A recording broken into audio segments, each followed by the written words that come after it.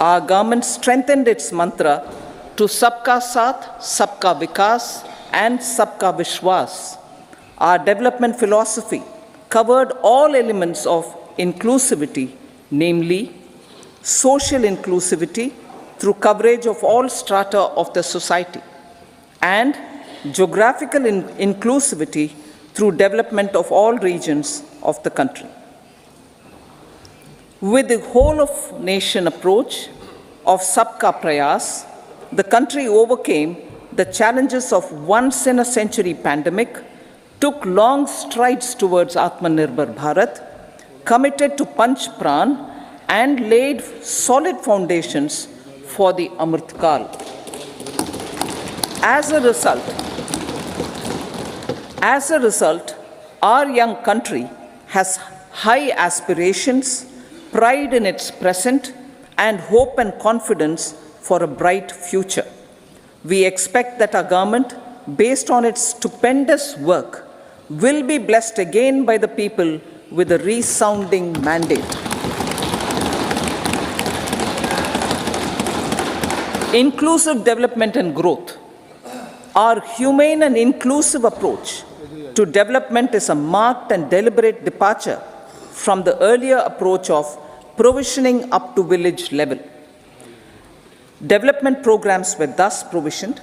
In the last 10 years, however, have targeted each and every household and individual through housing for all, Har Ghar Jal, electricity for all, cooking gas for all, bank accounts and financial services for all in record time.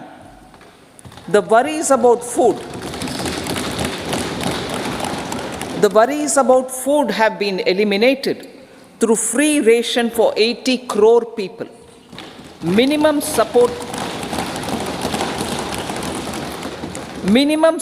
prices for the produce of Annadata are periodically increased appropriately. These and the provision of basic necessities have enhanced real income in the rural areas. Their economic needs could be addressed, thus spurring growth and generating jobs. Social justice. Our government is working with an approach to development that is all-round, all-pervasive, and all-inclusive. Sarvangin, Sarvasparshi, or Sarvasamaveshi. It covers all castes and people at all levels. We are working to make India a Vikasit Bharat by 2047. For achieving that goal, we need to improve people's capability and empower them. Previously,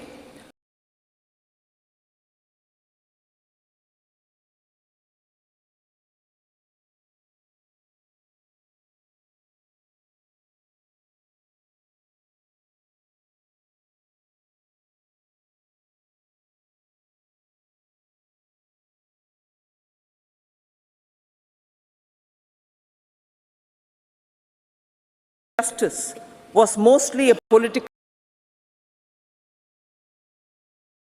slogan. For our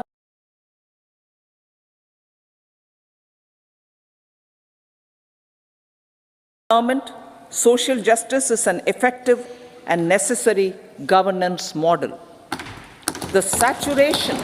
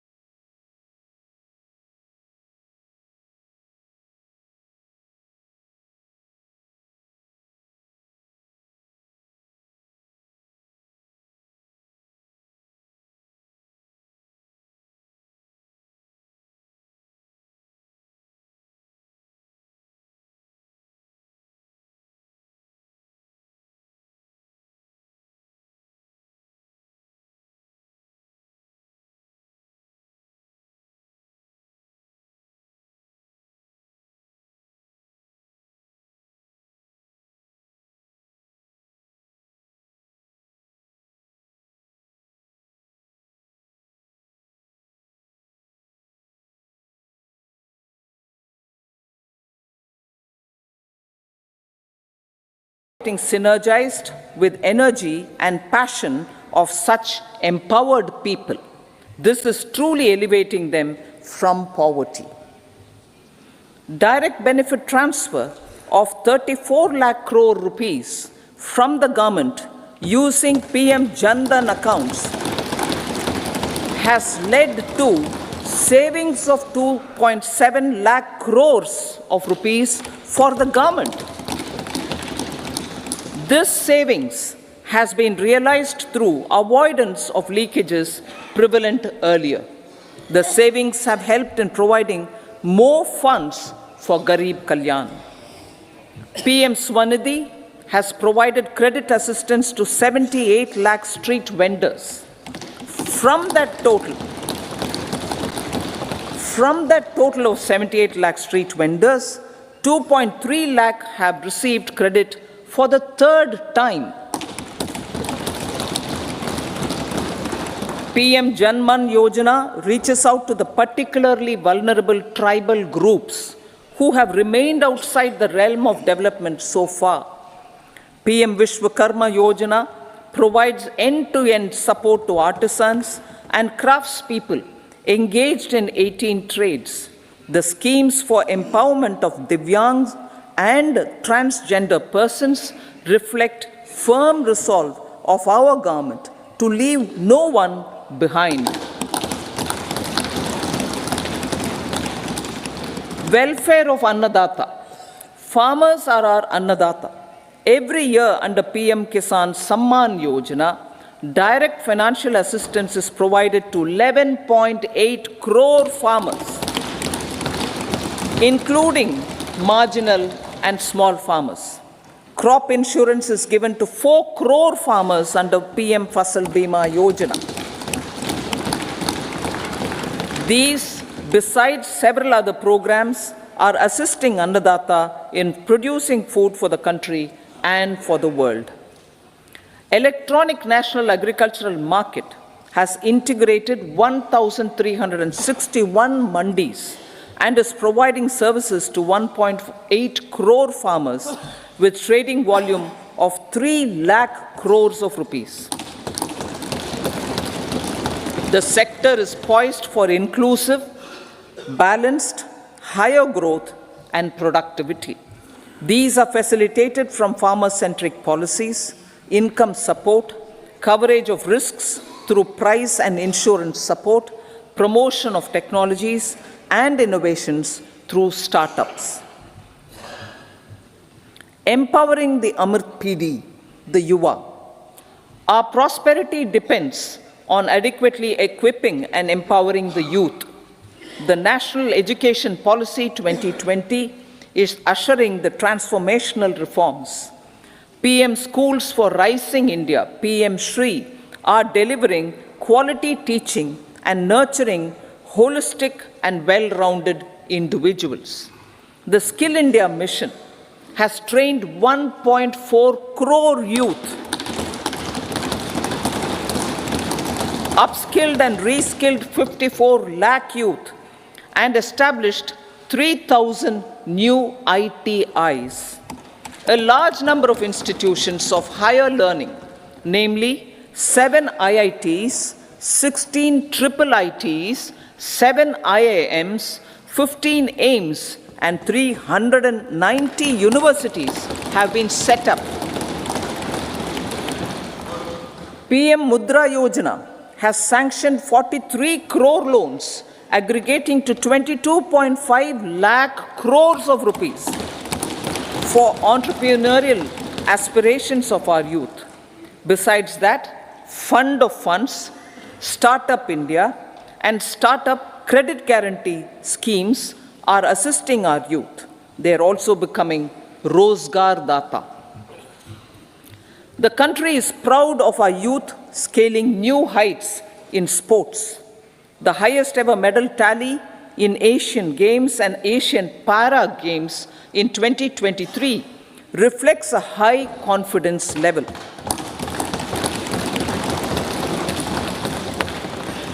Chess prodigy and our #1 ranked player Pragnananda put up a stiff fight against the reigning world champion Magnus Carlsen in 2023. Today, India has over 80 chess grandmasters compared to little over 20 in 2010. Momentum for Nari Shakti. The empowerment of women through entrepreneurship, ease of living, and dignity for them has gained momentum in these 10 years. 30 crore Mudra Yojana loans have been given to women entrepreneurs. Female enrollment in higher education has gone up by 28% in 10 years. In STEM courses, girls and women constitute 43% of enrollment, one of the highest in the world. All these measures are getting reflected in the increasing participation of women in workforce. Making triple talaq illegal, reservation of 1/3 seats for women in the Lok Sabha and state assemblies,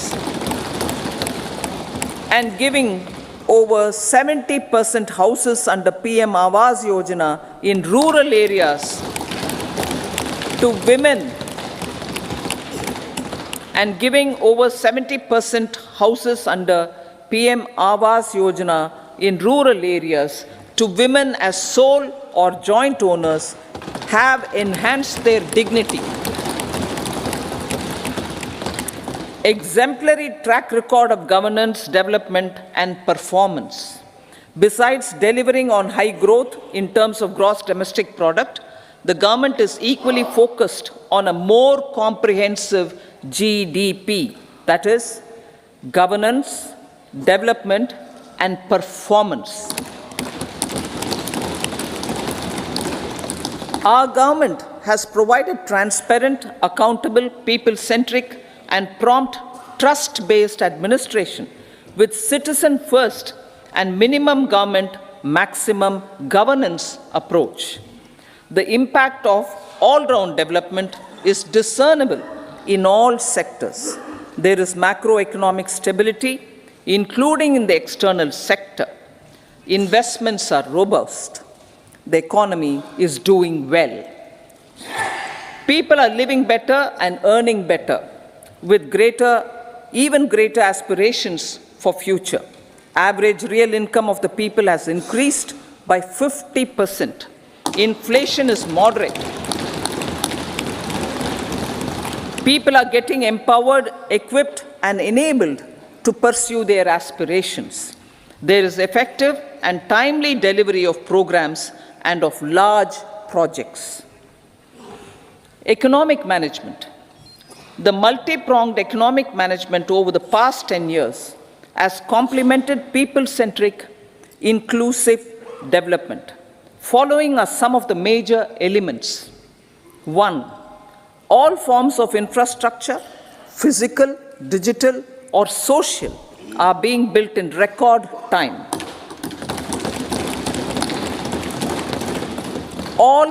Number 2, all parts of the country are becoming active participants in economic growth. Number 3, digital public infrastructure, a new factor of production as if in the 21st century, is instrumental in formalization of the economy. Number 4, goods and services tax has enabled one nation, one market, one tax. Tax reforms have led to deepening and widening of tax base. Number 5, strengthening of the financial sector has helped in making savings, credit, and investments more efficient. Number 6, GIFT, IFSC, and the Unified Regulatory Authority, IFSCA, are creating a robust gateway for global capital and financial services for the economy. Number 7, proactive inflation management has helped keep inflation within the policy band. Now, the global context, Honorable Speaker, sir. Geopolitically, global affairs are becoming more complex and challenging with wars and conflicts.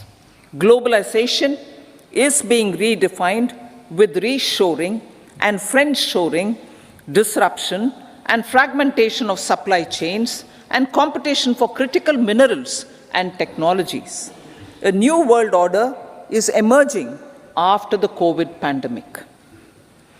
India assumed the G20 presidency during very difficult times for the world. The global economy was going through high inflation, high interest rates, low growth, very high public debt, low trade growth, and climate changes. The pandemic has led to a crisis of food, fertilizer, fuel, and finances for the world, while India successfully navigated its way. The country showed the way forward and built consensus on solutions for those global problems. The recently announced India-Middle East-Europe economic corridor is a strategic and economic game changer for India and others. In the words of Honorable Prime Minister, the corridor, and I quote, will become the basis of world trade for hundreds of years to come, and history will remember that this corridor was initiated on Indian soil, unquote. Vision for Vikasit Bharat. Our vision for Vikasit Bharat is that of prosperous Bharat in harmony with nature, with modern infrastructure, and providing opportunities for all citizens and all regions to reach their potential. With confidence arising from strong and exemplary track record of performance and progress, earning Sabka Vishwas, the next 5 years will be years of unprecedented development and golden moments to realize the dream of developed India by 2047. The trinity of demography, democracy, and diversity backed by Sabka Prayas has the potential to fulfill aspirations of every Indian. As Honorable Prime Minister in his Independence Day address to the nation mentioned, I quote, there is no dearth of opportunities, as many opportunities as we want. The country is capable of creating more opportunities. Sky is the limit, unquote. Strategy for Amrit Kal. Our government will adopt economic policies that foster and sustain growth, facilitate inclusive and sustainable development, improve productivity, create opportunities for all, help them enhance their capabilities, and contribute to generation of resources to power investments and fulfill aspirations. Guided by the principle, reform, perform, and transform, the government will take up next generation reforms and build consensus with the states and stakeholders for effective implementation. It is an important policy priority for our government to ensure timely and adequate finances, relevant technologies, and appropriate training for the micro, small, and medium enterprises, MSMEs, to grow and also compete globally. Orienting the regulatory environment to facilitate their growth will be an important element of this policy mix. Aligning with the Panchamrit goals, our government will facilitate sustaining high and more resource-efficient economic growth. This will work towards energy security in terms of availability, accessibility, and affordability. For meeting the investment needs, our government will prepare the financial sector in terms of size, capacity, skills, and regulatory framework. Aspirational Districts Program. Our government stands ready to assist the states in faster development of aspirational districts and blocks, including generation of ample economic opportunities. Development of the East. Our government will pay utmost attention to make the eastern region and its people a powerful driver of India's growth. PM Awas Yojana Gramin. Despite the challenges due to COVID, implementation of PM Awas Yojana Gramin continued, and we are close to achieving the target of 3 crore houses. 2 crore more houses will be taken up in the next 5 years to meet the requirement arising from increase in the number of families. Rooftop solarization and Muft Bijli. Through rooftop solarization, 1 crore households will be enabled to obtain up to 300 units free electricity every month. This scheme follows the resolve of Honorable Prime Minister on the historic day of consecration of Sri Ram Mandir in Ayodhya. Following benefits are expected. Savings up to 15 to 18,000 rupees annually for households from free solar electricity and selling the surplus to the distribution companies. Charging of electric vehicles.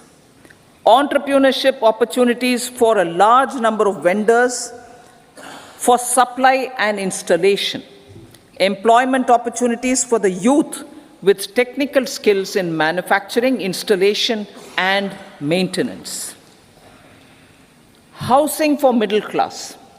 Our government will launch a scheme to help deserving sections of the middle class, and I quote from Honorable Prime Minister's words, living in rented houses or slums or chawls and unauthorized colonies, unquote, to buy or build their own houses. Medical colleges. Several youth are ambitious to get qualified as doctors. They aim to serve our people through improved healthcare services. Our government plans to set up more medical colleges by utilizing the existing hospital infrastructure under various departments. A committee for this purpose will be set up to examine the issues and make relevant recommendations. Cervical cancer vaccination. Our government will encourage vaccination for girls in the age group of 9 to 14 years for prevention of cervical cancer. Maternal and child health care. Various schemes for maternal and child care will be brought under one comprehensive program for synergy in implementation. Upgradation of Anganwadi centers under Saksham Anganwadi and Poshan 2.0 will be expedited for improved nutrition delivery, early childhood care, and development.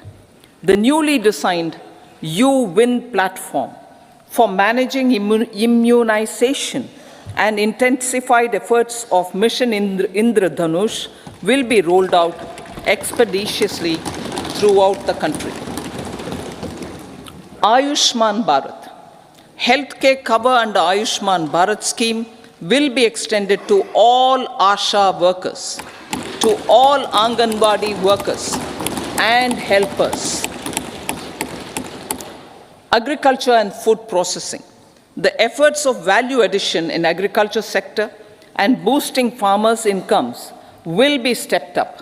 Pradhan Mantri Kisan Sampada Yojana has benefited 38 lakh farmers and generated 10 lakh employment. Pradhan Mantri Formalization of Micro Food Processing Enterprises Yojana has assisted 2.4 lakh SHGs and 60,000 individuals with credit linkages. Other schemes are complementing the efforts for reducing post-harvest losses and improving productivity and incomes. For ensuring faster growth of the sector, our government will further promote private and public investment in post-harvest activities, including aggregation, modern storage, efficient supply chains, primary and secondary processing and marketing and branding. Nano DAP. After the successful adoption of nano urea, application of nano DAP on various crops will be expanded in all agroclimatic zones. Atmanirbhar Oil Seeds Abhiyan. Building on the initiative announced in 2022, a strategy will be formulated to achieve Atmanirbharta for oil seeds such as mustard, groundnut, sesame, soya bean, and sunflower. This will cover research for high-yielding varieties, widespread adoption of modern farming techniques, market linkages, procurement, value addition, and crop insurance. Dairy development. A comprehensive program for supporting dairy farmers will be formulated. Efforts are already on to control foot and mouth disease. India is the world's largest milk producer with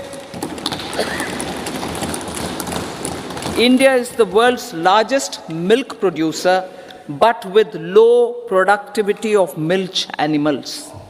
The program will be built on the success of existing schemes such as Rashtriya Gokul Mission, National Livestock Mission, and infrastructure development funds for dairy processing and animal husbandry.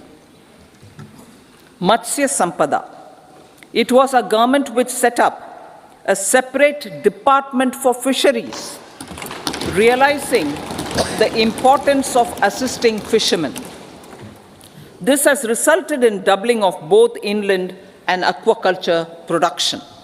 Seafood exports since 2013-14 has also doubled. Implementation of Pradhan Mantri Matsya Sampada Yojana will be stepped up to 1. Enhance aquaculture productivity from existing 3 to 5 tons per hectare. 2. Double exports to 1 lakh crore rupees, and 3. Generate 55 lakh employment opportunities in the near future. 5 integrated aqua parks will also be set up. Lakpati Didi.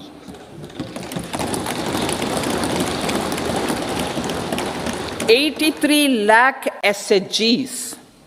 83 lakh SHGs with 9 crore women are transforming rural socio-economic landscape with empowerment and self-reliance. Honorable Speaker said, their success has assisted nearly 1 crore women to become Lakpati Didi already. They are an inspiration to others. Their achievements will be recognized through honoring them. Buoyed by the success, it has been decided to enhance the target for Lakpati Didi from 2 crores to 3 crores.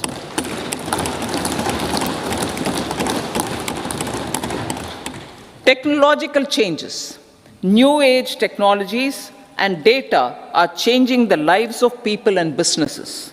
They are also enabling new economic opportunities and facilitating provision of high-quality services at affordable prices for all, including those at the bottom of the pyramid. Opportunities for India at the global level are expanding. India is showing solutions through innovation and entrepreneurship of its people. Research and innovation for catalyzing growth, employment, and development. Prime Minister Shastri Prime Minister Lal Bahadur Shastri gave the slogan of Jai Jawan, Jai Kisan. Prime Minister Vajpayee, Atal Bihari Vajpayee ji, made that Jai Jawan, Jai Kisan, Jai Vigyan. Prime Minister Modi has furthered that to Jai Jawan, Jai Kisan, Jai Vigyan and Jai Anusandhan, as innovation is the foundation of development. For our tech-savvy youth, this will be a golden era. A corpus of 1 lakh crore rupees will be established with 50-year interest-free loan provided. The corpus will provide long-term financing or refinancing with long tenors and low and or nil. I repeat that sentence. The corpus will provide long-term financing or refinancing with long tenors and low or nil interest rates. This will encourage the private sector to scale up research and innovation significantly in sunrise domains. We need to have programs that combine the powers of our youth and technology. A new scheme will be launched for strengthening deep tech technologies for defense purposes and expediting Atmanirbharta. Infrastructure development.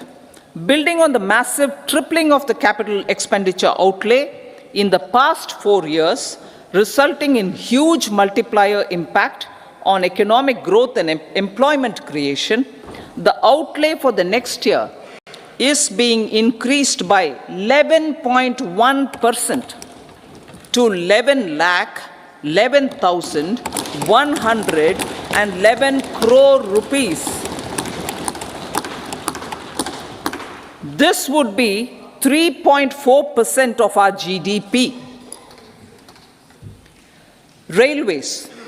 3 major railway corridor programs will be implemented. These are energy, mineral and cement corridor.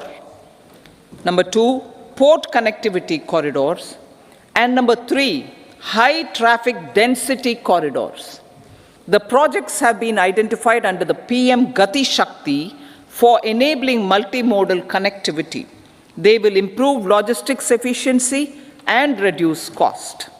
The resultant decongestion of the high traffic corridors will also help in improving operations of passenger trains, resulting in safety and higher travel speed for passengers.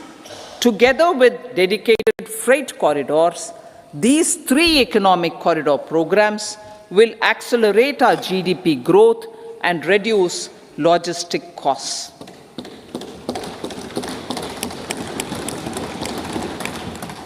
40,000 normal rail bogies will be converted to Vande Bharat standards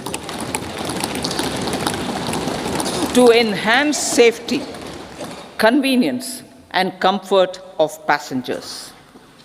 Aviation sector. The aviation sector has been galvanized in the past 10 years. Number of airports have doubled to 149. Rollout of air connectivity to Tier 2 and Tier 3 cities under UDAN scheme has been widespread. 517 new routes are carrying 1.3 crore passengers. Indian carriers have proactively placed orders for over 1,000 new aircrafts. Expansion of existing airports and development of new airports will continue expeditiously. Metro and Namo Bharat. We have a fast expanding middle class and rapid urbanization is taking place. Metro rail and Namo Bharat can be the catalyst for the required urban transformation. Expansion of these systems will be supported in large cities focusing on transit-oriented development. Green energy. Towards meeting our commitment for net zero by 2070, the following measures will be taken. Viability gap funding will be provided for harnessing offshore wind energy, potential for initial capacity of 1 gigawatt. Coal gasification and liquefaction capacity of 100 metric tons will be set up by 2030. This will also help in reducing imports of natural gas, methanol, and ammonia. Phased mandatory blending of compressed biogas in compressed natural gas for transport and piped natural gas for domestic purposes will be mandated. Financial assistance will be provided for procurement of biomass aggregation machinery to support collection. Electric vehicle ecosystem. Our government will expand this and strengthen the e-vehicle ecosystem by supporting manufacturing and charging infrastructure. Greater adoption of e-buses for public transport networks will be encouraged through payment security mechanism. Biomanufacturing and biofoundry. For promoting green growth, a new scheme of biomanufacturing and biofoundry will be launched.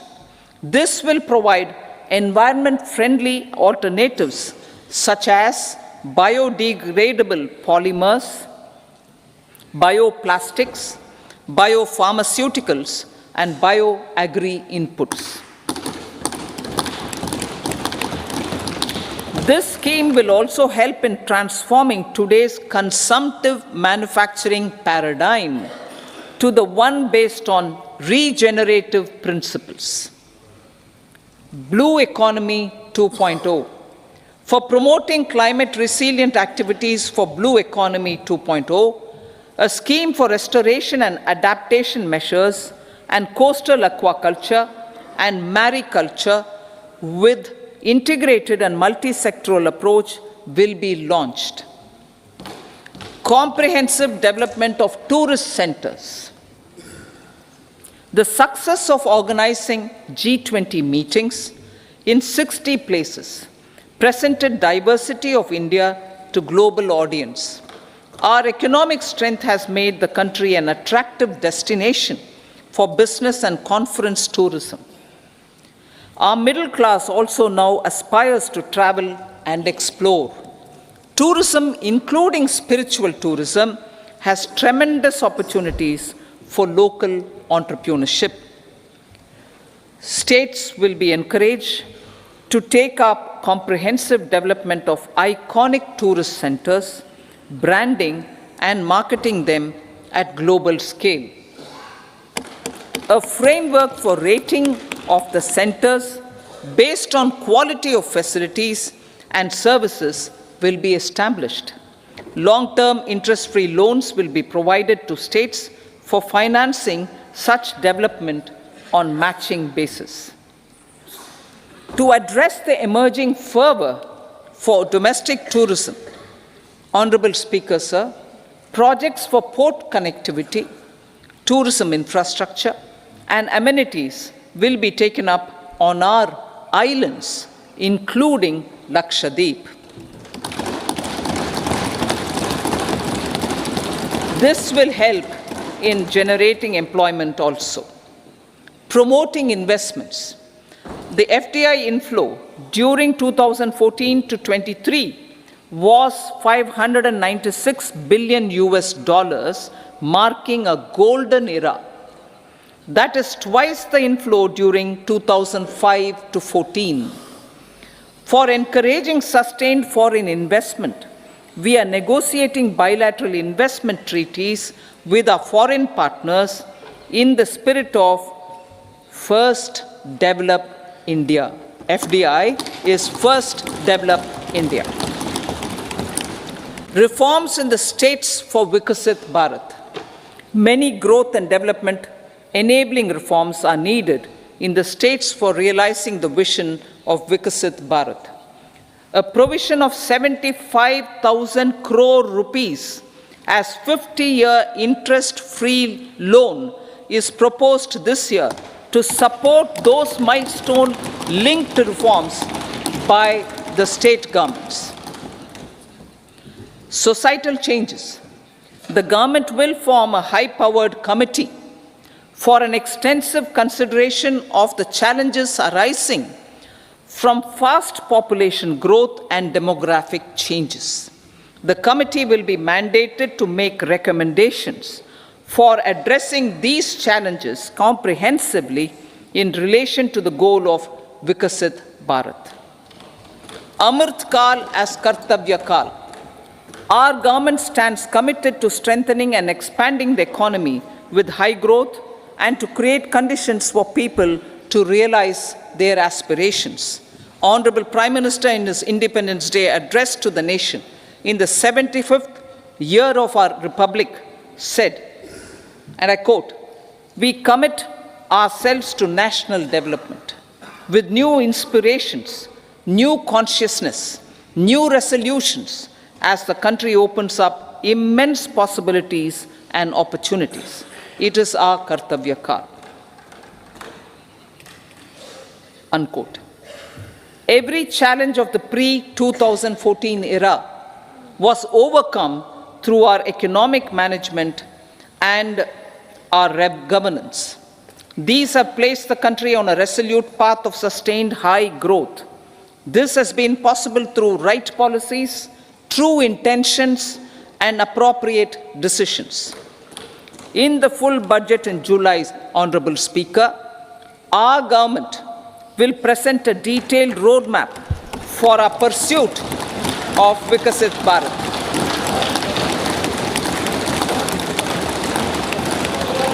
Revised estimates of 2023-24. The revised estimate of the total receipts other than borrowings is 27.56 lakh crores of rupees, of which the tax receipts are 23.24 lakh crore rupees. The revised estimate of total expenditure is 44.90 lakh crore rupees. The revenue receipts at 30.03 lakh crore rupees are expected to be higher than the budget estimate, reflecting strong growth momentum and formalization in the economy. The revised estimate of the fiscal deficit is 5.8% of GDP, improving on the budget estimate, notwithstanding moderation in the nominal growth estimates. Budget estimates for 2024-25. Coming to the year 2024-25, the total receipts other than borrowings and total expenditure are estimated at 30.80 and 47.66 lakh crore rupees respectively. The tax receipts are estimated at 26.02 lakh crore rupees. The scheme of 50-year interest-free loan for capital expenditure to states will be continued this year with an outlay of 1.3 lakh crore rupees. We continue on the path of fiscal consolidation, as announced in my budget speech of 2021-22, to reduce fiscal deficit below 4.5% by 25-26. The fiscal deficit in 2024-25 is estimated to be 5.1% of GDP, adhering to that path. So the gross and net market borrowings through dated securities during 24-25 are estimated at 14.13 lakh crore rupees and 11.75 lakh crore respectively. Both will be less than that in 23-24. Now that the private investments are happening at scale, the lower borrowings by the central government will facilitate larger availability of credit for the private sector. Vote on account. I'll be seeking vote on account approval of the Parliament through the appropriation bill for a part of the financial year 2024-25. I will now move to part B. Honorable Speaker, sir, over the last 10 years, the direct tax collections have more than trebled and the return filers swelled 2.4 times. I would like to assure the taxpayers that their contributions have been used wisely for the development of the country and welfare of its people. I appreciate the taxpayers for their continued support. The government has reduced and rationalized tax rates. Under the new tax scheme, there is now no tax liability for taxpayers with income up to 7 lakh rupees, up from 2.2 lakh rupees in the financial year 2013-14. The threshold for presumptive taxation for retail businesses was increased from 2 crores to 3 crores. Similarly, the threshold for professionals eligible for presumptive taxation was increased from 50 lakh rupees to 75 lakh rupees. Also, corporate tax rate was decreased from 30% to 22% for existing domestic companies and to 15% for certain new manufacturing companies. Honorable Speaker, sir, in the last 5 years, our focus has been to improve taxpayer services. The age-old jurisdiction-based assessment system was transformed with the introduction of faceless assessment and appeal, thereby imparting greater efficiency, transparency, and accountability. Introduction of updated income tax returns, a new Form 26AS, and pre-filling of tax returns have made filing of tax returns simpler and easier. Average processing time of returns has been reduced from 93 days in the year 2013-14 to a mere 10 days this year, thereby making refunds faster.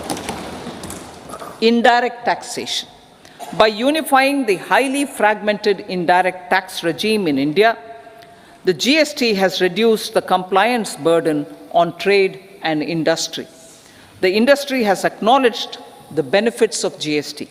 According to a recent survey conducted by a leading consulting firm, 94% of industry leaders view the transition to GST as largely positive. According to 80% of the respondents, it has led to supply chain optimization, as elimination of tax arbitrage and octroi has resulted in disbanding of checkposts at the state and city boundaries. At the same time, tax base of GST more than doubled, and the average monthly gross GST collection has almost doubled to 1.66 lakh crores this year. States too have benefited. States' SGST revenue, including compensation released to states in the post-GST period of 2017-18 to 2022-23, has achieved a buoyancy of 1.22. In contrast, the tax buoyancy of state revenues from subsumed taxes in the pre-GST 4-year period of 2012-13 to 2015-16 was a mere 0.72. The biggest beneficiaries are consumers, as reduction in logistic cost and taxes have brought down prices of most goods and services. We have taken a number of steps in customs to facilitate international trade. As a result, the import release time declined by 47% to 71 hours at inland container depots, by 28% to 44 hours at air cargo complexes, and by 27% to 85 hours at seaports over the last 4 years, since 2019, when the national time release studies were first started. Tax proposals. As for tax proposals, in keeping with the convention, I do not propose to make any changes relating to taxation and propose to retain the same tax rates for direct and indirect taxes, including import duties. However, certain tax benefits to startups and investments made by sovereign wealth or pension funds, as also tax exemption on certain income of some IFSC units, are expiring on 31/3/2024.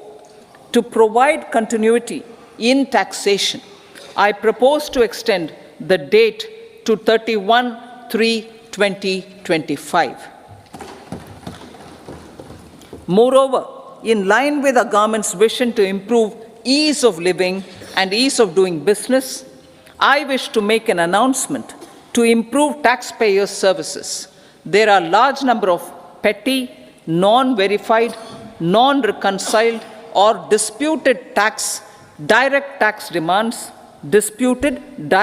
demands, many of them dating as far back as 1962, which continue to remain on the books, causing anxiety to honest taxpayers and hindering refunds of subsequent years.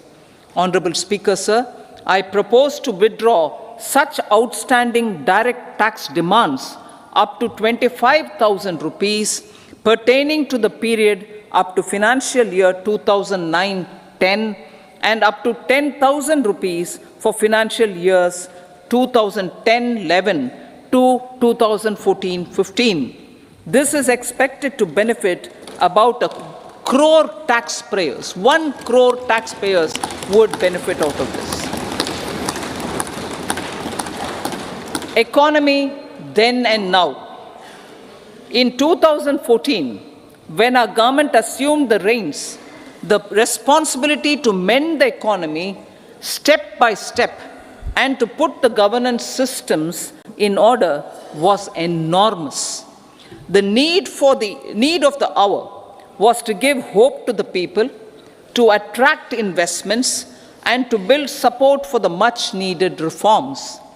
The government did that successfully, following a strong belief of nation first. The crisis of those years has been overcome, and the economy has been put firmly on a high, sustainable growth path with all-round development. It is now appropriate to look at where we were then. I repeat, it is now appropriate to look at where we were then till 2014 and where we are now, only for the purpose of drawing lessons from the mismanagement of those years. The government will lay a white paper on table of the House.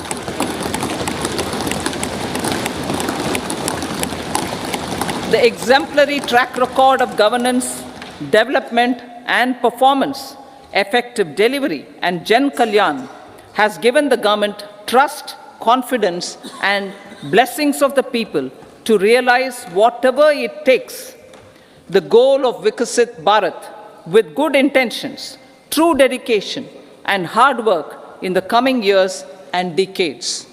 With this, Honorable Speaker, I commend the interim budget to this august House. Jai Hind.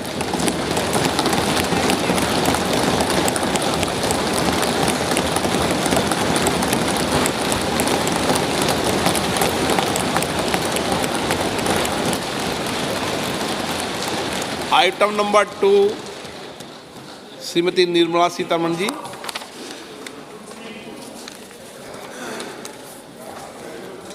So, with your permission, I rise to lay on the table the following statements under Section 3(1) of the Fiscal Responsibility and Budget Management Act 2003, Medium-Term Fiscal Policy cum Fiscal Policy Strategy Statement, and Macroeconomic Framework Statement. Item number 3, Srimati Nirmala Sitharaman ji. Sir, with your permission, I rise to move for leave to introduce the Finance Bill 2024. प्रश्न ये है कि विधेयक को पुनर्स्थापित करने की अनुमति प्रदान की जाए। जो सदस्य इसके पक्ष में हाँ कहें, जो सदस्य विरोध में ना कहें। मेरे विचार में निर्णय हाँ वालों के पक्ष हुआ, हाँ वालों के पक्ष हुआ। माननीय मंत्री जी विधेयक को पुनर्स्थापित करें। Sir, I introduce the bill. सभा की कार्रवाई शुक्रवार दिनांक 2 फरवरी 2024 को प्राप्त 11 बजे तक के लिए स्थगित की जाती है।